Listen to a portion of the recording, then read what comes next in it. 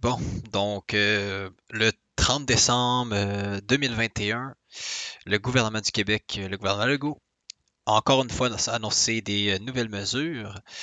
Euh, et ma réaction initiale, c'est que ça a vraiment pas de bon sens. Puis qu'encore une fois, là, le gouvernement a pas mal paniqué là, malgré des statistiques vraiment pas si pires que ça. Et aussi parce qu'on évidemment on a des vaccins, on avait déjà des mesures en place là, comme le port du masque dans les lieux publics. Mais bon, avant de parler de tout ça, je vais essayer là, je vais comme essayer de faire ma vidéo assez courte, ou du moins le plus possible. Je vous demanderai quand même d'aller signer la nouvelle pétition que j'ai faite concernant les mesures justement qui viennent d'être annoncées. Vous pouvez aussi aller regarder les autres vidéos que j'ai faites, puis signer l'autre pétition que j'ai faite. Mais cette fois-ci, là, c'était concernant le passeport vaccinal et la vaccination obligatoire, pardon. Donc, tous les liens sont dans la description en bas de la vidéo. Un peu comme je disais, là, j'ai déjà assez bien expliqué comment je vois les choses dans mes autres vidéos finalement. Là. Donc on va essayer de couper ce court ici, puis d'organiser ça le plus possible, là, même si le but de la vidéo, c'est pas d'être parfait, c'est pas d'être hyper rigoureux, vraiment, c'est plus de un peu exposer comment je vois tout ça, mon mécontentement si on veut. Euh, donc lisez la description là, de la vidéo pour avoir une idée de ce qui va être couvert dans la vidéo. Donc on va commencer. Donc, tout d'abord, les nouvelles mesures, c'est quoi et est-ce qu'elles sont justifiées? Donc, comme on peut voir ici, là, on les a là. Donc, tout d'abord, un couvre-feu. Ensuite, les rassemblements privés sont interdits en dehors de la bulle familiale, etc. là. La rentrée scolaire est repoussée au 17 janvier. Les restaurants sont fermés sauf pour la livraison. Les lieux de culte fermés. Puis, ils ont même la fermeture des commerces le dimanche. Je comprends pas trop celle-là. Peut-être qu'ils l'ont expliqué là, dans leur conférence de presse. J'ai pas tout écouté. Là. Et aussi, les sports intérieurs interdits. Donc, est-ce qu'elles sont justifiées? Ben moi, le but de la vidéo, c'est un peu de parler de ça notamment. Donc, et bon, pour moi, c'est évident que c'est pas justifié. Puis on va en parler un peu là, tout le long de la vidéo. Euh, donc, deuxième étape de la vidéo, qui est à risque face à la COVID? Donc, si vous avez déjà vu d'autres vidéos par rapport à ça ou d'autres, vous avez lu par vous-même des statistiques, vous vous êtes informé sur le site de l'INSPQ, en tout cas, peu importe où est-ce que vous avez pris vos sources finalement, là, vous allez voir que euh, ben justement, il y a des gens qui sont pas du tout ou presque à risque par rapport à la COVID, même s'ils l'attrapent. Puis il y a des gens qui, à l'inverse, sont quand même pas mal à risque. Donc, il y a comme deux extrêmes, si on veut, principaux. Puis il y a aussi des gens qui sont presque pas à risque, puis il y a d'autres gens qui sont un peu à risque. Mais ça dépend toujours de certains facteurs, finalement. Donc, ça dépend de l'individu, évidemment. Mais il y a comme deux extrêmes principaux, comme je disais. Donc, c'est les jeunes et les vieux. Donc, la première affaire qu'on va aller regarder, c'est qu'on a disait l'autre jour que c'est environ 70% des gens en haut de 60 ans qui se ramassent à l'hôpital. Mais comme je disais, non seulement on ne fait pas des recommandations pour surtout ces gens-là, parce qu'on s'entend que proche de 70%, c'est la grosse majorité. Puis moi, je dirais qu'il faudrait faire des recommandations surtout pour ces gens-là, et aussi pour les autres qui sont à risque, parce qu'il y en a d'autres qui sont à risque, mais c'est surtout ces gens-là. Mais malgré ça, on met des mesures dictatoriales presque là, obligatoires à tous les gens, sans distinction. Donc, peu importe dans quel groupe d'âge vous êtes, peu importe vos facteurs de risque, il n'y a pas de distinction. Donc, c'est vraiment ça là, qui n'est pas logique. Donc, on va regarder ça, les statistiques. Donc, tout d'abord, comme vous pouvez voir ici, on est bel et bien là, en date du 30 décembre. Donc, on n'a pas les statistiques du 30 décembre, on a les statistiques de avant le 30 décembre. Le nombre de cas, ça ne m'intéresse pas, c'est pas important. On va regarder le nombre de décès d'abord, liés à la COVID. On va regarder la vague numéro 4 et le cumulatif. Donc, le cumulatif en premier, c'est que ça, c'est pour les décès. Donc, pour les décès, ce qu'on voit, c'est que tout de suite, c'est que c'est vraiment les gens en haut de 50 ans qui meurent. Après ça, tu as 0,6% des gens qui sont entre 40 et 49 et le reste, on voit même pas ici. Mais c'est pas grave. De toute façon, on va regarder les statistiques là, en Ontario tantôt. La vague 4, ça vaut-il la peine d'en parler? C'est à peu près similaire, honnêtement, là, comme on voit. Fait que ça, c'est les décès. Ensuite, les hôpitaux. Les hospitalisations, pas les hôpitaux. Encore une fois, pour ce qui est là, des cas cumulatifs et de la vague numéro 4. Donc ici, ce qu'on voit encore une fois, c'est si on prend juste cette tranche-là ici, tout au complet, de 80, ben, les gens en haut de 90 jusqu'à 60, c'est presque 70% environ. Donc c'est effectivement 70% des gens qui sont à l'hôpital qui ont en haut de 60 ans. Mais ça, je pense que c'est normal en général pour les maladies qu'il y ait plus de gens euh, vieux, on va dire, à l'hôpital. Ça, c'est juste normal, mais c'est également ça pour la COVID. Donc, c'est vraiment ça la première affaire à remarquer. autant pour les hospitalisations que les décès. Donc c'est vraiment ça là, qui est important. Fait que c'est pour ça que je disais, c'est vraiment plus à ces gens-là qu'il faudrait leur dire, ben, écoutez, vous êtes à risque, donc organisez-vous pas pour être en contact avec des gens qui pourraient vous infecter ou prenez plus des mesures, faites plus attention. Vous comprenez ce que je dis. C'est en plus ces gens-là qui sont à risque. Pour ce qui est des enfants, parce que là, les enfants, c'est... Peut-être que vous n'avez pas regardé ça, mais les enfants, c'est extrêmement évident à quel point les enfants sont résilients par rapport à la COVID. J'en ai déjà parlé dans mon autre vidéo. Donc ça, c'était les statistiques de janvier 2020 jusqu'au 30 juin 2021. Puis ce que vous allez voir dans ce PDF-là, dans le fond, donc la table numéro 2, distribution selon l'âge, là c'est en anglais, mais bon, ça revient au même. Pour les gens qui ont en bas de 18 ans, en tout, en 18 mois, on a vu 2 morts. Je niaise pas. En 2 ans, pas en 2 ans, pardon, en 18 mois, on a eu 2 morts en Ontario par rapport à la COVID. Puis on a eu 400 hospitalisations. Puis ça ne veut même pas dire que c'est à cause de la COVID. Ça veut juste dire qu'il y avait la COVID à l'hôpital. Donc, probablement qu'il y a beaucoup de ces jeunes-là qui n'étaient pas à l'hôpital à cause de la COVID, c'était peut-être autre chose.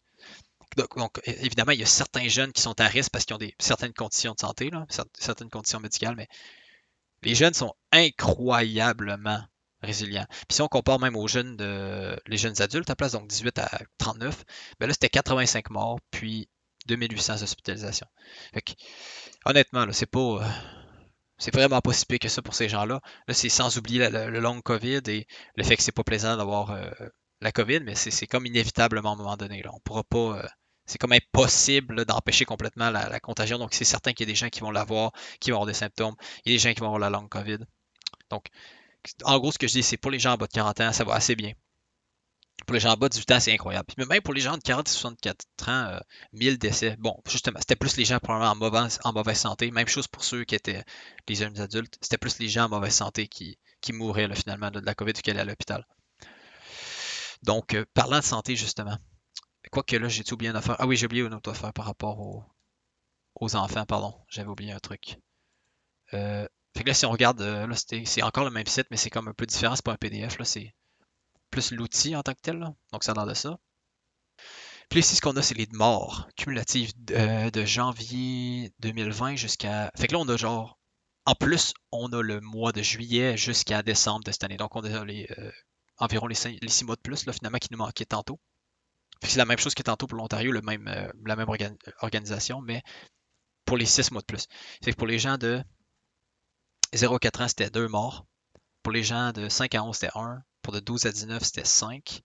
Puis encore une fois, ça ne veut même pas dire qu'ils sont morts de la COVID. Ça se peut qu'ils soient morts de autre chose. Mais bon, tout ça pour dire les jeunes, c'est incroyablement bien. Pour ceux qui ont 20 à 39 ans, c'était 112. Puis là, tantôt, ce qu'on avait, c'était quoi? C'était 80 cucs? 85. Fait que ça passait de 85 à 112. C'est ça depuis environ 6 mois. Fait qu'il y a eu 30 mois environ, un petit peu moins 24. Là. Puis après ça, on est rendu pour les 40 à 59, on est rendu à 729. Ok, ben c'est parce que là, c'est comme coupé différemment. Fait qu'on voit même, juste pour les 59-64 ans, il y a une grosse différence. Mais bon. Puis là, pour ça, ça augmente 729 pour cela. Après ça, c'est 3300 pour cela. Puis 5961 pour cela. Donc si on compare juste, mettons, les gens au-dessus de 60, c'est 6000 plus 3300 environ. Fait que c'est environ 9300. Versus les gens qui ont en bas de 40 ans, c'est quelque chose comme 200 morts, même pas. C'est moins que 200 morts. Fait que c'est incroyable la différence, là, juste pour les morts. Là, pour ce qui est des hospitalisations, ça va ressembler à la même chose à peu près. Ben, c'est ça. C'est à peu près la même affaire, comme on disait. Fait que pour ce qui est des hospitalisations, au lieu d'être 400 pour les en bas de 18 ans, c'est 300 plus 100, fait que là, on est rendu 400, plus 250. Fait qu'il y a eu 250 nouvelles hospitalisations environ en Ontario depuis 6 mois. Fait que c'est vraiment pas si pire. Peut-être un petit peu plus que ça à ce qu'on s'attendait, mais c'est vraiment pas si pire. Puis encore une fois, ça dépend, ça veut pas nécessairement dire que c'est à cause de la COVID, comme on dit là. Ça peut être autre chose. C'est juste des gens qui se présentent avec la COVID. Donc c'est à peu près ça pour les jeunes et les vieux. Puis pourquoi j'ai accordé autant d'importance, c'est justement le fait qu'il y a une énorme différence entre différentes personnes dans la société présentement. Donc c'est vraiment pas logique d'appliquer toutes les mesures à tout le monde dans la société. Donc ça, j'en parler tantôt. Pour ce qui est du statut vaccinal, je ne vais pas en parler beaucoup dans cette vidéo-là, ça ne me tente pas vraiment. Mais de manière générale, les vaccins, ça semble avoir aidé avec les autres variants en général. Mais avec Omicron, l'efficacité, ça semble moins bon, dans le fond. Pas qu'on a plus d'hospitalisation ou de mort, parce que c'est vraiment l'inverse. C'est beaucoup mieux avec Omicron. Peut-être que les vaccins contribuent un peu, mais ça semble vraiment être le fait que Omicron, ça semble créer de la maladie moins sévère en général, là, pour différentes raisons. Au pire, informez-vous là-dessus. Là. Ça me tente pas d'expliquer, mais les vaccins semblent en effet moins aider comme Omicron. Donc ça, c'est sûr que ça peut influencer aussi, évidemment, finalement, votre risque, on va dire ça comme ça. Là. Puis sinon, il y a toutes les autres comorbidités, donc avoir une mauvaise santé métabolique en général, donc ça inclut avoir le diabète, un foie gras, être en surpoids, l'obésité. Il y en a d'autres que j'oublie. Euh, ça contribue aussi. Généralement, ces gens-là ont. Ben, c'est pas nécessairement que ça spécifiquement va causer de la maladie avec la COVID, mais les gens qui ont ces maladies-là, ben, ils ont plus tendance à avoir une incidence élevée, plus élevée pardon, de problèmes avec la COVID. Après ça, tu as les gens avec le cancer, les gens avec les systèmes immunitaires affaiblis de manière générale, les gens avec des problèmes respiratoires, puis là, tu en as d'autres que je sais pas ou auxquels je pense pas, mais c'est ça en gros les comorbidités. Donc, c'est certain que de manière générale, on pourrait dire les gens qui ont des comorbidités ou des facteurs de risque additionnels, ben vous allez devoir faire plus attention malgré votre statut vaccinal, dépendamment. T'sais, ça dépend, là. Mais bon. Dans le fond, comme on a dit tantôt, ceux qui ne sont pas à risque, dans le fond, sans un vaccin, c'est vraiment comme on a montré, c'est les enfants, parce qu'il y avait un gros bout où est-ce que les enfants n'étaient pas vaccinés. Là. Donc, les 18 premiers mois donc de début 2020 à mi-2021, comme on a montré, c'était 2 enfants qui étaient morts en tout en Ontario, puis 400 qui avaient été à l'hôpital. C'était on va dire une résilience extrême de la part des enfants. Là. Si tout le monde était comme les enfants en bas de 18 ans, il n'y aurait pas de pandémie. Ça serait littéralement ça, il n'y aurait pas de pandémie, ça serait une farce là, presque. Là. Euh, Puis sinon, ceux qui ne sont pas à risque sans un vaccin, ben, comme on a vu, ceux qui sont les jeunes adultes, pour la majorité, ça va pas mal bien en général, mais il y en a qui sont en mauvaise santé. Donc ces gens-là, ben, soit considérer un vaccin, soit considérer prendre sa santé en main, là, évidemment. Ou les deux, le mieux, c'est les deux.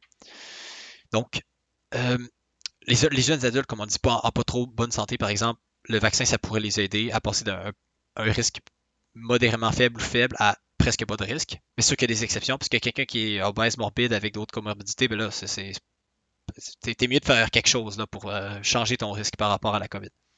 Donc, sinon, comme je disais, dépendamment, la vaccination, ça peut être très pertinent dépendamment de la personne. Pour les enfants, bof. Euh, à part une exception, bof, je dirais même non. Peut-être même que c'est plus risqué dépendamment. Là. J'ai pas revérifié là, les études, mais bon. Ça, vous irez vous informer vous-même au pire. Mais ça semble pas du tout pertinent pour les enfants, puis ça serait mieux de les donner à d'autres gens de d'autres pays qui sont plus à risque. Mais comme je disais, d'un autre côté, ça peut être définitivement pertinent, surtout pour certaines parties de la population qui devraient même définitivement se faire vacciner. Là. Ce que je dis en gros, là, c'est justement, c'est la vaccination, ça semble vraiment valoir la peine pour certaines personnes, vraiment beaucoup, même que c'est presque insensé de ne pas se faire vacciner pour certaines personnes. Puis il y en a d'autres pour qui ben, ça semble pas ça semble pas être pertinent du tout même, puis on serait mieux de prendre ces vaccins-là puis les donner à d'autres pays ou d'autres gens qui sont plus à risque, qui sont pauvres, par exemple, là, les pays pauvres. Euh, donc, puis il y en a d'autres ils peuvent en bénéficier, mettons peut-être plus les adultes ou certains jeunes adultes qui sont en mauvaise santé. Donc, tout ça pour dire là, par rapport au vaccin, ça ressemble à ça. Mais c'est pour ça un peu, dans le fond, que je dis, là, comme on a vu avec les différents facteurs de risque. Depuis le début, ce qu'on aurait pu faire, puis on aurait dû faire, c'est on aurait dû engager des épidémiologistes ou des statisticiens, peu importe, là, qui sortent les incidences de cas de maladies sévères, d'hospitalisation, de long COVID, de mort, blablabla, tout ça, selon les différents facteurs dans la population. Puis on aurait pu parler de ça à maintes reprises durant les conférences de presse, publier ça sur un site web par dépliant à l'hôpital ou peu importe où est-ce qu'on donne les dépliants. Ça aurait pu être aux 3 mois que les données auraient pu être changées avec différents dépliants, peu importe là. Bref, ce que je dis, c'est qu'ils ont eu plein d'opportunités là, de parler de ces facteurs de risque-là, puis d'à quel point ça fait une différence. Puis, pas qu'ils n'en parlent pas, ils en parlent du fait que c'est l'âge beaucoup, mais c'est pas juste l'âge. C'est pas vrai que c'est juste l'âge. Il y a beaucoup d'autres facteurs qui sont pas souvent mentionnés, du moins. Donc, c'est certain que moi, ben, honnêtement, là, je m'attends pas à grand-chose concernant la santé quand ça vient de 3 hommes en surpoids. Anyway, comme je disais, les gens qui... justement, la population pourrait estimer donc son propre risque quant au fait de tomber sévèrement malade si jamais il attrape la COVID. Donc, si moi, mettons, j'ai 15 ans et je suis en bonne santé, ben j'ai aucune raison d'avoir peur de si j'attrape la COVID. Mais mon grand-père de 80 ans, ben là, lui, ça se peut que il est mieux de faire attention parce que puis il est mieux de pas aller en contact avec des gens qui risquent d'avoir la COVID parce que il y a bien plus de chances de mourir ou de même tomber sévèrement malade ou d'être à l'hôpital de la COVID. Donc, mais ça, tout le monde sait ça, c'est l'évidence même. C'est juste que, en gros, ce que je dis, c'est que puisqu'on sait que les vaccins n'empêchent pas la transmission, ben, tu devrais pas dire au monde, ah oui, t'es vacciné, donc t'es correct. Ça dépend des gens. Genre, ça dépend vraiment des gens. Donc, moi, si, je sais pas, j'avais personne dans ma famille qui a environ 80 ans, puis j'ai l'impression qu'ils sont vraiment à risque, même si cette personne-là est vaccinée, ben, j'y penserais 2 fois avant d'aller voir. Puis peut-être que ce que je ferais sinon, ben, si je veux vraiment les voir, je me ferais tester. OK? Fait que là, comme on a dit, la liste, ça pourrait ressembler à, par rapport aux facteurs de risque, finalement, là, c'est que ça serait l'âge, le diabète, le surpoids, l'obésité, foie gras, l'asthme, les autres maladies respiratoires, les trucs par rapport au système immunitaire, même peut-être le niveau de vitamine D dans le sang, parce que ça a l'air d'être vraiment important pour le système immunitaire. Euh, le nombre de temps passé dehors par semaine, la fréquence d'exercice physique, le nombre d'heures de sommeil, euh, peut-être même les maladies mentales, quoique ça a peut-être moins de pertinence, mais bon, ça serait tous des facteurs à regarder, là. Puis on fournirait ça, puis les gens, ben, justement, pourraient prendre une décision par rapport à leur propre santé. Puis ce que ça donnerait finalement, c'est qu'il y aurait plusieurs personnes âgées qui feraient plus attention, puis certains jeunes qui feraient plus attention, là, qui seraient en mauvaise santé. Donc, on leur recommanderait de faire attention, puis de prendre en compte leurs propres risques. Mais ultimement, ça appartiendrait aux individus de prendre leurs propres décisions au final, là, pas au gouvernement. Donc, c'est à peu près ça là, que je dis par rapport à ça. Ensuite, pour ce qui est du couvre-feu, ben, honnêtement, c'est de la folie d'un autre niveau, honnêtement. Là. Ça n'a pas fonctionné la passée, c'est complètement illogique, puis c'est mauvais pour la santé mentale, déjà mauvaise des gens au Québec. Donc, c'est juste pas logique là, de donner une amende à quelqu'un qui est dehors. Pensez-y, là, OK? Ça n'a juste pas de bon sens. En plus, aussi, l'autre raison qui n'a pas de bon sens, c'est on essaie d'éviter les contacts physiques avec les inconnus, ou de manière générale. Tu sais, dans le fond, c'est ça qu'on dit, là, on essaie de faire ça. Mais on est comme obligé de pas garder une distance physique quand il y a une intervention policière. Fait que c'est juste pas logique, ces affaires-là. Quand on y pense, c'est vraiment hilarant à quel point ça n'a pas de bon sens du tout, ça n'a pas d'allure cette mesure-là. Honnêtement, il faut être malade mental pour donner une amende de 1000 $ à quelqu'un qui fait juste marcher dehors. Ça n'a pas de bon sens. Ça n'a vraiment pas de bon sens. Ensuite, pour ce qui est par rapport à l'interdiction des rassemblements privés, je pense que ça montre justement, un peu comme le couvre-feu, ça montre à quel point là, le gouvernement est incompétent. Donc, ce qu'on fait, comme j'ai dit depuis tantôt, c'est qu'on ignore complètement les données sur quel genre d'individus sont à risque face à la COVID, comme j'ai expliqué tantôt. Puis on dit directement, excuse pas directement, indirectement, puis on dit indirectement que les vaccins, ça réussit pas à protéger les gens. C'est ça qu'on dit dans le fond, c'est ça qu'on communique en disant qu'on peut pas se rassembler. Parce qu'on dit que tout le monde est à risque de manière égale. Puis aussi, on ignore le droit de base, évidemment. Là, on ignore le droit de base de faire ses propres décisions par rapport à sa santé, son corps et sa vie. Ça a l'air que c'est le gouvernement qui décide, c'est rendu. Le gouvernement, ça a l'air qu'eux autres, ils savent mieux que moi qu'est-ce qui est bon pour moi, puis qu'est-ce qui est dangereux pour moi, ce qui est complètement insensé. Ça veut pas dire qu'ils peuvent pas faire des recommandations, mais quand c'est rendu qu'ils s'infiltrent à ce point-là dans nos vies, ça commence à faire beaucoup, surtout depuis le bientôt 2 ans. Ensuite, pour ce qui est des statistiques, on en a déjà parlé, mais là, ça serait plus par rapport comme j'avais dit, les statistiques, c'est vraiment, vraiment pas si pire, là. Je comprends là, que c'est vrai qu'il y a plus d'hospitalisation présentement, mais quand on va les regarder là, dans quelques secondes, vous allez voir que c'est quand même assez raisonnable, puis c'est même à la limite encourageant, mais ça a été interprété comme un état d'urgence. Mais bon, ça, on va le savoir dans les prochaines, on va le savoir dans les prochaines semaines, finalement. Euh, mais dans tous les cas, ça va rester quand même les mêmes personnes à risque qui vont se ramasser à l'hôpital, puis on va malgré ça mettre les mesures de manière égale, quand on ne devrait pas faire ça, puis on devrait juste faire des recommandations et dire, écoutez, ceux qui sont à risque, faites attention, pensez-y. Donc là, ce qu'on va regarder, c'est comme je disais, les données de l'INSPQ. Je vais regarder ça rapidement, honnêtement, parce que je les avais déjà regardées dans ma dernière vidéo. Mais en gros, ça ressemble à ça. Donc, je vous montre que ça date bel et bien du 30 décembre. Bon, donc si on revient au nombre de cas. Écoutez, là, on a 137 000 cas. Il nous reste 2 journées au mois de décembre. Parce que le 30 n'a pas été comptabilisé. Si on revient l'année passée, on avait eu 62 000. Fait qu'on en a essentiellement plus que 2 fois plus. Puis combien de décès qu'on avait eu l'année passée? 1300. Là, on en a eu Devinez, 119. C'est vraiment pas si pire que ça pour les décès. Puis les cas, honnêtement, c'est pas tant grave, à part si justement ça vient que t'as plein d'hospitalisations de décès à cause de ça. Fait que pour ce qui est des décès, ça va bien. Pour ce qui est des nombres d'hospitalisations, mais on peut revenir encore l'année passée. 3000. Puis là, on en a 1600. Puis c'est 1600 hospitalisations sur, c'était quoi qu'on avait dit? 137 000 cas, je pense? Sur 137 000 cas. Fait que ça revient à un petit peu plus qu'1%, c'est environ 1,5% des cas se ramassent à l'hôpital. Puis c'est pas nécessairement des gens qui ont la COVID puis qui se ramassent à l'hôpital à cause de la COVID. De manière générale aussi, durant le temps des fêtes, il y a plus de gens qui se ramassent à l'hôpital. C'est typique, de 1, pour différentes raisons. Là. De 2, il y a une grosse partie, comme j'ai dit, des gens qui sont à l'hôpital, qui sont considérés comme étant une hospitalisation de COVID, mais qui ne sont pas là à cause qu'ils ont la COVID. C'est juste ça tombe qu'ils ont la COVID en plus. Donc, je vais mettre un lien dans ma description par rapport à ça. C'est une vidéo d'un médecin là, que j'écoute une fois de temps en temps. Là. Son nom, c'est... Donc, son nom, c'est Dr. John Campbell. Puis le nom de la vidéo, c'est la majorité des hospitalisations d'Omicron. Puis, la première fois qu'il indique dans sa description, c'est environ 80% des admissions à l'hôpital. J'imagine que c'est en Angleterre parce que ça dit English avec le coronavirus, sont admis pour d'autres raisons. Donc, je ne sais pas si c'est à ce point-là pour le Québec, je pense que c'est peut-être plus proche de 50%, mais même s'il y a beaucoup d'hospitalisations qui ne sont pas causées par la COVID. Donc, je dis ça comme ça. C'est quand même un point en fait très important à prendre en compte. Ben, sans oublier le fait que, tu sais, comme j'ai dit un peu là, durant le temps des fêtes, et juste en général, au cours d'une année, c'est normal qu'il y ait certains mois ou certaines semaines où est-ce que tu as 2 ou 3 fois plus d'hospitalisation par rapport à telle ou telle maladie. Donc, si encore une fois, on fait juste comparer au dernier mois récemment, ben, en septembre, on avait eu 872. Fait que là, on va finir le mois avec peut-être un petit peu plus que le double d'hospitalisation. Donc, OK, on en a le double, mais c'est pas non plus là, la fin du monde total. Puis, c'est pas parce que non plus présentement, on a beaucoup de cas que ça allait pas s'améliorer dans les 2, 3 prochaines semaines. Donc, évidemment, quand il y a des gens qui ont la COVID, ces gens-là sont généralement, entre guillemets, retirés de l'échantillon. Donc, ce que je veux dire par là, c'est qu'il ne risque pas d'avoir de problème avec les virus par après, parce qu'ils vont probablement pas retourner à l'hôpital pour cette raison-là, du moins généralement.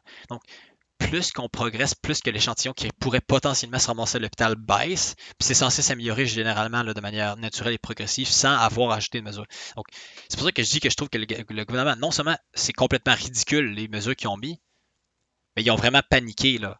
Ils auraient pu attendre un peu plus que ça, là, honnêtement. Là. Puis même à ça, même si j'avais été eux, j'aurais jamais mis des mesures folles comme ça, comme j'ai dit depuis le début. Mais c'est clair là, que dans les 2, 3 prochaines semaines, là, on va le savoir. Mais est-ce qu'on va vraiment le savoir? Non, parce que là, on va dire, ah, c'est à cause des mesures. Ouais, mais pourtant, les mesures, ça fonctionne. Tu sais, lesquelles qui fonctionnent bien présentement, les mesures?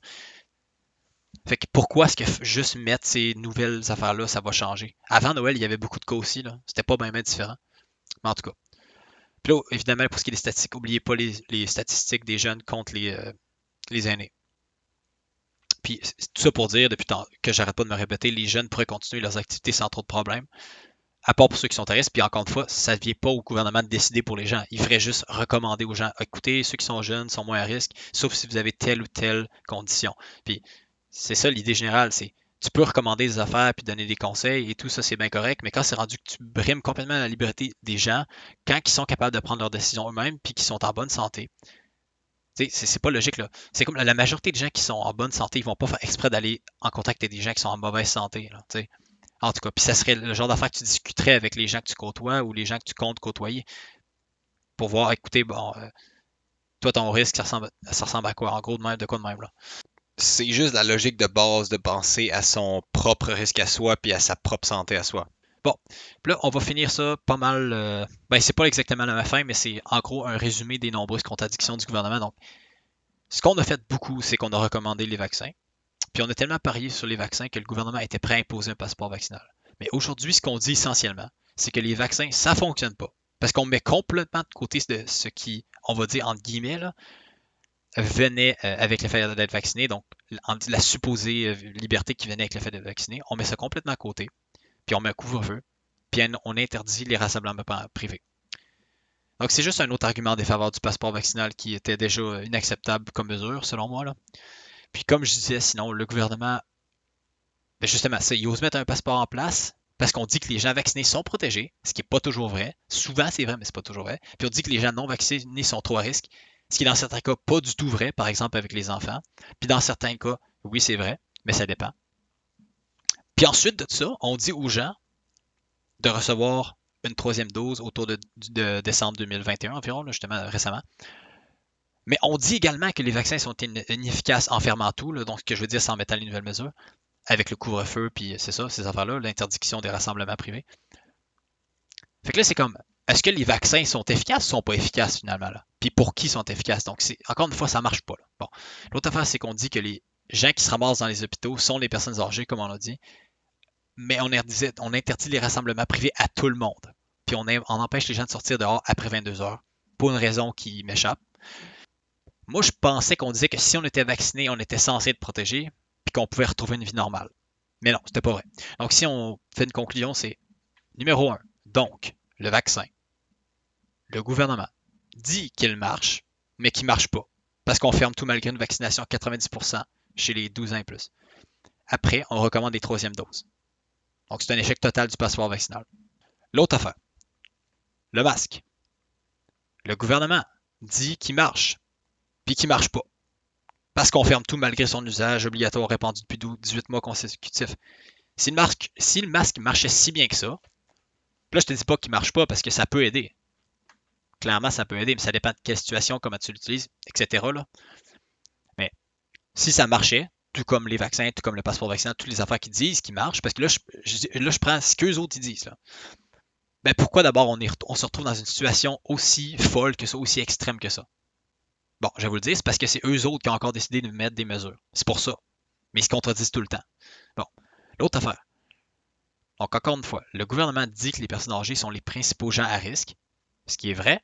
Puis ensuite, on dit que tout le monde est à risque, ce qui est faux, en appliquant les mesures ou les recommandations. Puis là, je dis ou les recommandations parce que c'est ce que je ferais, mais eux autres, ils mettent des mesures obligatoires. Donc, en appliquant ça à toute la population, au complet. Aucune logique là-dedans. Donc, il n'y a plus rien qui a de sens. Puis, en fait, honnêtement, ça fait depuis le début de l'année 2021, là, soit depuis que c'est-à-dire depuis que les vaccins sont arrivés, là, que le gouvernement Legault a complètement viré fou. Donc, ça fait longtemps là, que ce qu'ils font est questionnable. Maintenant, c'est pas seulement questionnable. On est rendu à un autre niveau. Donc, qu'est-ce qu'on devrait faire à ma place? Ben là, je pense que vous l'avez pas mal. Je pense que vous l'avez pas mal compris. Là. Donc, j'ai déjà dit les mesures qui n'ont pas lieu d'être. Ça veut pas dire que tu ne mets pas de mesures, mais il faut que ça ait du bon sens, puis ça soit logique, puis ça se tienne, puis ça soit nuancé. Là, c'est pas ça du tout, puis ça fait longtemps que c'est pas ça. OK?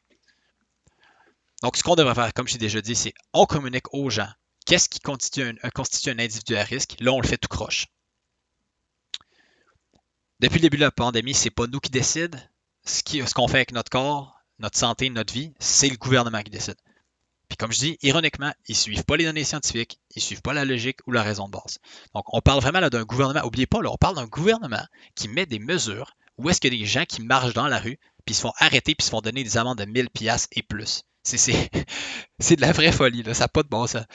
Euh, L'autre affaire, c'est, comme je disais, la majorité, là, c'est pas presque la totalité ou la totalité des mesures sont discutables au minimum, puis dans certains cas, c'est même inacceptable. Là. Donc ça, c'est plusieurs des mesures. Mais ça devrait, comme je dis, à chaque individu de décider pour eux-mêmes ce qu'ils veulent faire en considérant leur risque personnel, ainsi que les risques des gens qui côtoient. Donc ça, je l'ai déjà dit. Mais par exemple, on va prendre un autre exemple. Quelqu'un qui est considéré comme fortement vulnérable face à la COVID, t'as beau vacciner cette personne-là, elle peut quand même avoir des gros problèmes avec la COVID, se ramasser à l'hôpital, mourir. À l'inverse, les jeunes en bas de 18 ans, par exemple, sont incroyablement résilients face à la COVID, à part pour quelques exceptions. Fait que si vous voulez, vous pouvez aller regarder de nouveau là, les données que j'avais mis plus tôt par rapport aux enfants et même les jeunes adultes là, en Ontario. Euh, mais c'est ça. Donc, encore une fois, pourquoi, ça c'est une autre affaire, pourquoi est-ce qu'on pousse à ce point-là les vaccins autant chez les moins de 20 ans quand ils sont déjà très très bien protégés? Parce qu'on les gaspille ou presque, là, ces vaccins-là, on pourrait les donner à d'autres gens qui en ont plus de besoin dans d'autres pays. Ou sinon, puis l'autre affaire aussi, c'est pourquoi est-ce qu'on ne dit pas aux adultes de prendre en main leur santé? C'est-tu arrivé souvent qu'ils ont dit ça? Pas à ma connaissance. Ils en ont parlé à quelques reprises là, de certains trucs, là, mais à ce niveau-là, pas beaucoup. Donc, pourquoi est-ce qu'on, comme je dis, pourquoi est-ce qu'on ne fait pas juste dire les gens qui sont à risque ont tel ou tel facteur de risque Voici les chiffres, blablabla, tel ou tel facteur de risque, blablabla. Puis avant de prendre des décisions quant à vos activités sociales, prenez en compte ces données pour vous-même, discutez-en avec les gens qui sont impliqués aussi dans vos vies, etc. Et voilà, ça serait réglé. Pif paf, c'est réglé. Parce que comme j'ai dit, les gens qui sont pas à risque, ils n'ont aucune raison d'avoir peur. OK? Eux autres, ils pourraient enfin retrouver leur liberté et leur santé mentale. On n'est plus capable des mesures. OK? On n'est plus capable des mesures. Notre santé mentale, c'est merdique au Québec. Notre santé physique, ben aussi, mais là, ça a moins de lien que la COVID. Là. C'est plus justifiable ce que la CAQ fait. Là. Ça pue d'allure. Là. En gros, là, le Québec, le gouvernement du Québec, depuis le début de la pandémie, ce qu'on dit, c'est on n'incite pas les gens à prendre en main sa santé. On incite les gens à prendre des médicaments puis à grelotter de peur dans son lit. C'est ça qu'on fait au Québec. Bon, en tout cas, je pense qu'on a fait pas mal le tour. Ça a été pas mal plus long que je pensais finalement, mais en tout cas, je vais. J'étais en train de faire le montage présentement, donc je vais essayer de couper ça. On va conclure ça. Les mesures là, sont pas parties pour prendre fin. Là. On est loin d'être sorti de là. On s'en sortira pas avec ce gouvernement-là, puis cette mentalité-là de peur totale, de panique, insensée. Personnellement, je n'ai plus de tolérance pour l'incompétence du gouvernement Legault. Je vais jamais voter pour lui. Je vais jamais voter pour son parti. J'invite les Québécois à faire exactement comme moi. Ça concerne aussi les autres partis qui prônent la même approche inefficace et injustifiable pour la gestion de la santé publique et de la pandémie. C'est le temps d'avoir un gouvernement qui est intelligent, qui suit la science, qui suit la logique, qui est nuancé, plutôt que suivre la peur et la dictature. Je dirais même que ces mesures-là, c'est une insulte à l'intelligence des gens puis au jugement des Québécois. Leur demander de se faire vacciner, ce qui était correct, pour ensuite leur dire que les vaccins, c'est passé, ce qui n'est pas correct, puis que personne n'a le droit à leur droit de liberté de base. Même chose pour les jeunes et les gens en santé. Ça n'a juste pas de bon sens. C'est complètement fou cette situation-là. Puis comme je dit tantôt, le gouvernement, c'est pas nécessairement ce qui est bon pour moi, puis il n'a pas le droit de décider ce que je fais avec ma santé et ma vie. C'est aller assez loin cette niaiserie-là. Donc, ne votez plus pour la CAQ ou quelconque autre parti qui prône ce même genre de mesures-là dictatoriales, non justifiées. On n'élit plus ça. Merci d'avoir regardé la vidéo. Je vous souhaite une bonne année 2022 malgré toute cette folie-là. C'est ça. Bonne année.